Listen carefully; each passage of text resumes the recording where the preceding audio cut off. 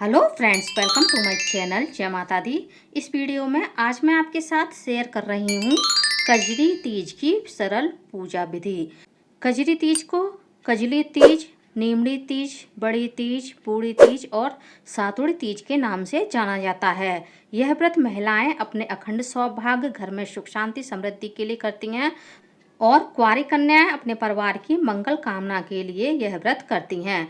कजरी तीज का व्रत भाद्र मास के कृष्ण पक्ष की तृतीया को मनाया जाता है।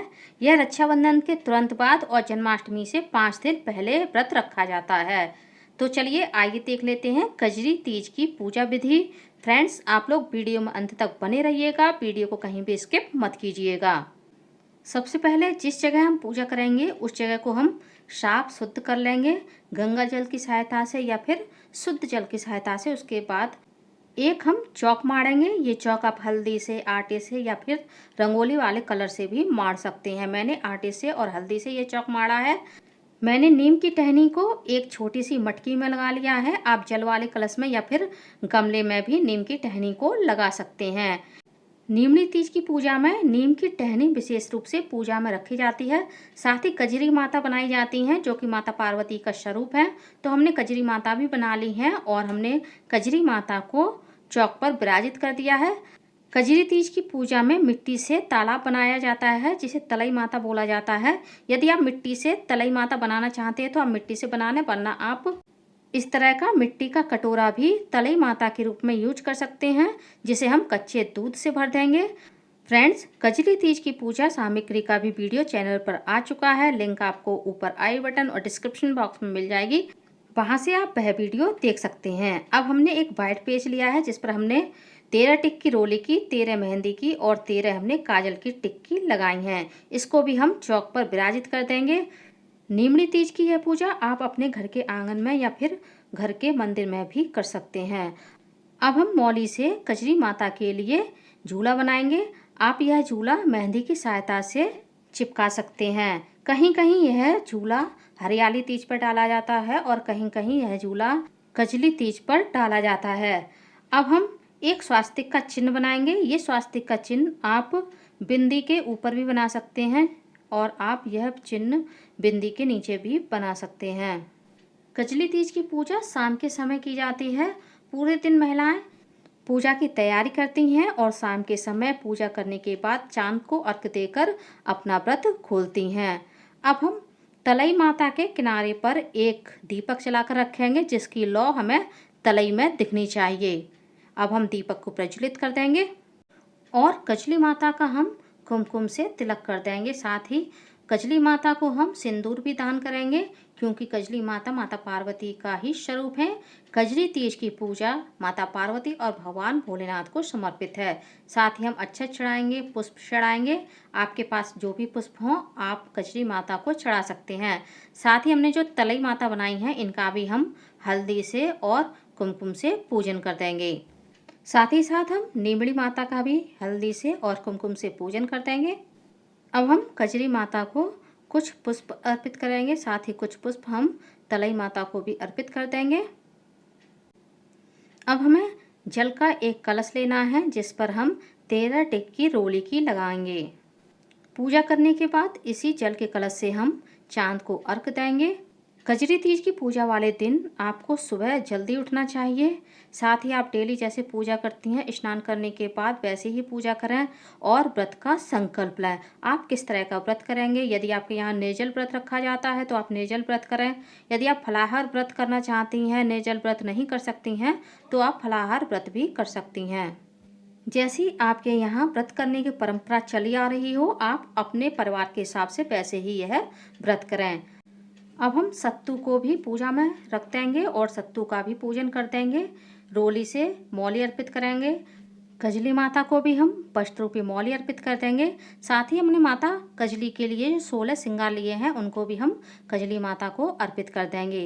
अब हम फलों का भोग लगाएंगे। फलों में हमने खीरा, नींबू और केला, सेब लिया है।